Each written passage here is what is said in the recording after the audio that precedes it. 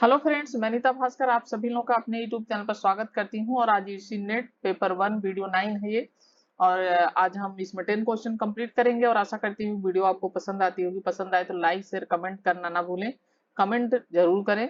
और इसके अलावा जो लोग चैनल पे नए हैं, चैनल को सब्सक्राइब करना ना भूलें, बेल आइकन जरूर प्रेस कर दें जिससे नई वीडियो की नोटिफिकेशन आपको मिलती रहे। चलिए फर्स्ट क्वेश्चन पे चलते हैं और फर्स्ट क्वेश्चन हमारा है, साक्ष्यों एवं आंकड़ों के विश्लेषण हेतु निम्नलिखित कौन सी अनुसंधान विधि में आंतरिक व बाहरी आलोचना का प्रयोग किया जाता है? कार्योत्तर विधि यानी एक्स पोस्ट फैक्टो मेथड, प्रयोगात्मक विधि, एक्सपेरिमेंटल मेथड, ऐतिहासिक विधि, हिस्टोरिकल मेथड और विवरणात्मक सर्वेक्षण विधि, डिस्क्रिप्टिव सर्वे मेथड। तो राइट ऑप्शन क्या हो जाएगा हमारा इसमें? ऐतिहासिक विधि यानी हिस्टोरिकल मेथड। ठीक है। और इसमें क्या होता है, यह एक विवरणात्मक होता है, विवरण होता है इसमें। और साक्ष्यों और आंकड़ों के विश्लेषण हो हेतु इसकी बाह्यालोचना का प्रयोग किया जाता है इसमें। और यह किसी मुद्दे अथवा समस्या के ऐतिहासिक पक्षों पर अपना ध्यान केंद्रित करता है। हिस्टोरिकल मेथड यानी ऐतिहासिक विधि। Right option C. Next question है, शोध की निम्नलिखित में से किस विधि में परिकल्पना आमतौर पर व्यक्त होने की अपेक्षा अव्यक्त रूप में होती है, यानी व्यक्त रूप के बजाय क्या होती है? अव्यक्त रूप में होती है। विवरणात्मक सर्वेक्षण विधि यानी descriptive survey method, historical method, ऐतिहासिक विधि, प्रयोगात्मक विधि, एक्सपेरिमेंटल मेथड, कार्तवी एक्स पोस्ट फैक्टो मेथड। और सेकंड क्वेश्चन का हमारा राइट ऑप्शन क्या हो जाएगा? ऑप्शन बी, ये भी हो जाएगा ऑप्शन बी, ऐतिहासिक यानी हिस्टोरिकल मेथड। ठीक है। और नेक्स्ट क्वेश्चन चलते हैं। थर्ड क्वेश्चन है, उस शोध को जो अतीत के अध्ययन द्वारा नए तथ्यों की खोज करती है आप क्या कहेंगे? उसे दार्शनिक शोध कहेंगे, ऐतिहासिक शोध कहेंगे, या ऐतिहासिक शोध कहेंगे, या विषय विश्लेषण कहेंगे? और थर्ड क्वेश्चन का हमारा राइट आंसर क्या हो जाएगा? ऐतिहासिक शोध। ठीक है, हिस्टोरिकल रिसर्च। क्योंकि उससे क्या, उसमें क्या होता है कि जो हमारे अतीत यानी पुराने ज्ञान होते हैं उसके आधार पर हम क्या करते हैं, नए जो तथ्यों की खोज की जाती है उसे हम ऐतिहासिक शोध कहते हैं। पूर्व ज्ञान के आधार पर जो हम शोध करते हैं। फोर्थ क्वेश्चन, यदि कोई शोधकर्ता इस आशय से शोध करता है कि कौन सा प्रबंधकीय ढंग ज्यादा संगठनात्मक और प्रभावशाली होगा, या किस शोध का उदाहरण होता है? आधारभूत शोध, क्रियानिष्ठ शोध, व्यापारिक शोध, उपयुक्त में से कोई नहीं। फोर्थ क्वेश्चन है और राइट आंसर क्या हो जाएगा हमारा? आधारभूत शोध हो जाएगा। ठीक है, ये आधारभूत शोध कहलाएगा अगर इस आशय पर शोध किया जाता है कि प्रबंधकीय ढंग जो होता है, प्रबंध का ढंग जो होता है क्या होता है? ज्यादा संगठनात्मक और प्रभावशाली होगा। ठीक है। और इसे आधारभूत शोध या मौलिक शोध भी कहा जाता है। और क्रियानिष्ठ शोध तात्कालिक समस्याओं का निस्तारण करने के लिए, निवारण करने के लिए किया जाता है, जबकि व्यवहारिक शोध होता है वो सामाजिक समस्याओं का अध्ययन करने के लिए। जो ये क्रियानिष्ठ शोध होता है ये किसके लिए किया जाता है? ये तात्कालिक जो समस्या होती है, प्रेजेंट की जो समस्या होती है उसको, उसका निस्तारण करने के लिए किया जाता है। जबकि व्यवहारिक शोध जो होता है वो किसके लिए किया जाता है? वो सामाजिक जो समस्याएं होती हैं उनका अध्ययन करने के लिए किया जाता है, सामाजिक समस्याएं। ठीक है। और ये इसका क्या हो जाएगा? मौलिक शोध। ये संगठनात्मक प्रभावशाली तब होता है जब आधारभूत शोध या मौलिक इसको शोध कहा जाता है, आधारभूत शोध को। फिफ्थ क्वेश्चन हमारा है, न्यूटन के गति नियम के 3 मूल सिद्धांत प्रस्तुत किए न्यूटन ने, और उनके इस शोध को किस भाग में उसमें वर्गीकृत किया जा सकता है? वर्णनात्मक शोध के रूप में, प्रतिदर्श नमूना सर्वेक्षण के रूप में, मूलभूत शोध के रूप में, या व्यवहारिक शोध के रूप में? और राइट आंसर क्या हो जाएगा इसका? मूलभूत शोध के रूप में, यानी ऑप्शन थर्ड इसमें सही होगा। न्यूटन के गति के जो नियम के 3 मूल सिद्धांत प्रस्तुत किए हुए आपने पढ़ा होगा। और मूलभूत शोध कहा जाता है इसे।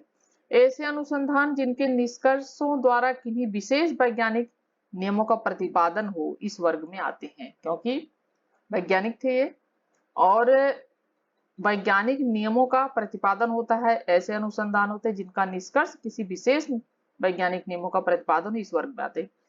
मूलभूत शोध का मुख्य उद्देश्य नई जो प्ररचनाएं हैं उनका निर्माण करना है। ठीक है। क्या करना है, जो नई, इसका मूलभूत शोध का उद्देश्य क्या होता है, जो नई प्रश्नाएं हैं उनका निर्माण करना और मूलभूत शोध में अनुसंधान करता प्राकृतिक घटनाओं को अपने अध्ययन के निष्कर्षों से क्या करता है, संबंधित करता है। ठीक है, संबंधित करता है वो। और इस प्रकार के अनुसंधान का मुख्य कारण क्या है, तथ्यों का एकत्रीकरण। ठीक है, क्या करना है, तथ्यों, जो तथ्य होते हैं उनको एकत्र करना है, तो एकत्रीकरण करना है इस प्रकार के शोध का। और वह केवल इन तथ्यों को इसलिए एकत्रित करता है क्योंकि तथ्य एकत्रित करने योग्य होते हैं और मूलभूत शोध इस प्रकार हमारे ज्ञान में क्या करता है, ये वृद्धि करता है। ठीक है, राइट ऑप्शन हो जाएगा मूलभूत शोध के रूप में वैज्ञानिक न्यूटन के जो गति के नियम। 6 क्वेश्चन है, निम्नलिखित में से गुणात्मक शोध के लक्षणों की पहचान कीजिए।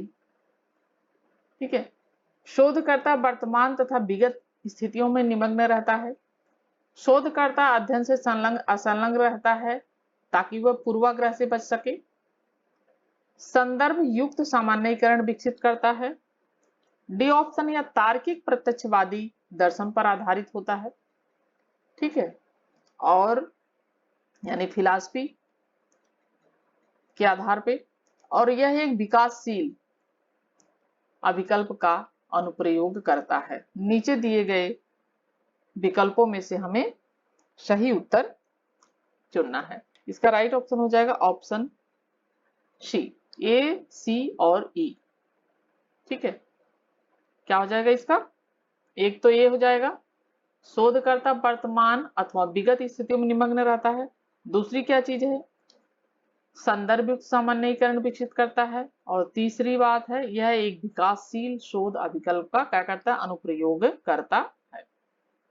ठीक है, 7वां क्वेश्चन है, निम्नलिखित में से कौन सा गुणात्मक शोध से संबंधित नहीं है। ठीक है, निम्नलिखित में से कौन सा गुणात्मक शोध से संबंधित नहीं है। प्रकरणात्मक विश्लेषण, व्यष्टि अध्ययन यानी केस स्टडी, प्रवृत्ति विश्लेषण, सर्वेक्षण विधि यानी सर्वे मेथड। और इसका हमारा राइट ऑप्शन क्या हो जाएगा, राइट ऑप्शन हो जाएगा हमारा ऑप्शन डी, सर्वेक्षण विधि, सर्वे मेथड। ये क्या है, गुणात्मक शोध से संबंधित नहीं है, बाकी ये तीनों गुणात्मक शोध से संबंधित हैं।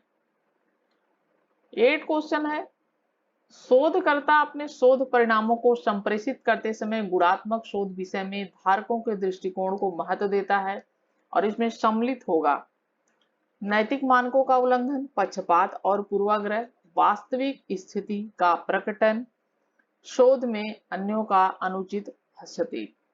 और 8 क्वेश्चन है और राइट ऑप्शन क्या हो जाएगा हमारा, राइट ऑप्शन सी हो जाएगा, वास्तविक स्थिति का प्रकटन। ठीक है, इसमें क्या होता है कि जब शोधकर्ता अपने शोध परिणामों को संप्रेषित करते समय गुणात्मक शोध विषय में जो हितधारकों के दृष्टिकोण को भी क्या करता है, उनको महत्व देता है, तो ऐसी दिशा में क्या होता है, इसमें वास्तविक स्थिति का प्रकटन भी सम्मिलित होता है। 9वां क्वेश्चन है, निम्नलिखित में से किस प्रकार के अनुसंधान के सारांशों निष्कर्षों को अन्य स्थितियों से सामान्यीकृत नहीं किया जा सकता है। वर्णनात्मक अनुसंधान, प्रायोगिक अनुसंधान, कार्यात्मक तुलनापरक अनुसंधान, ऐतिहासिक यानी हिस्टोरिकल मेथड। ठीक है, रिसर्च और वर्णनात्मक अनुसंधान। तो इसमें राइट ऑप्शन क्या हो जाएगा हमारा, इसमें हमारा राइट ऑप्शन हो जाएगा ऑप्शन डी, ऐतिहासिक अनुसंधान। ठीक है, हिस्टोरिकल रिसर्च। और इसमें क्या होता है, इसमें आंकड़ों का संग्रह किया जाता है, उसके बाद उसका विश्लेषण किया जाता है और जो तथ्य होते हैं उसके आधार पर रिपोर्ट तैयार की जाती है। Right option option D.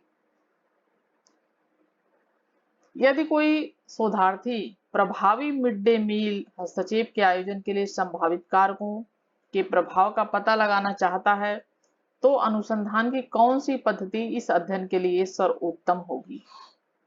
ठीक है, ऐतिहासिक विधि, वर्णनात्मक सर्वेक्षण विधि, प्रयोगात्मक पद्धति, कार्योत्तर पद्धति। और राइट ऑप्शन क्या हो जाएगा इसमें? राइट ऑप्शन हो जाएगा कार्योत्तर पद्धति। ठीक है, कार्योत्तर पद्धति से तात्पर्य वैसे शोध से होता है जिसमें अनुसंधानकर्ता किसी प्रभाव के आधार पर, किस आधार पर? किसी प्रभाव के आधार पर उसके संभावित जो कारण होते हैं उनका क्या करता है? उनका पता लगाता है। ठीक है, जो कारण होते हैं उनका पता लगाता है और उसकी कोशिश करता है पता लगाने की। और इस तरह के शोध में शोधकर्ता किसी व्यवहार या घटना के प्रभाव के आधार पर उसके संभावित कारणों का क्या करता है? पता लगाता है।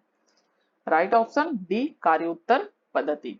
और 10 क्वेश्चन हमारे कंप्लीट होते हैं। आशा करती हूँ वीडियो पसंद आई होगी। पसंद आए तो लाइक, शेयर और कमेंट जरूर करें।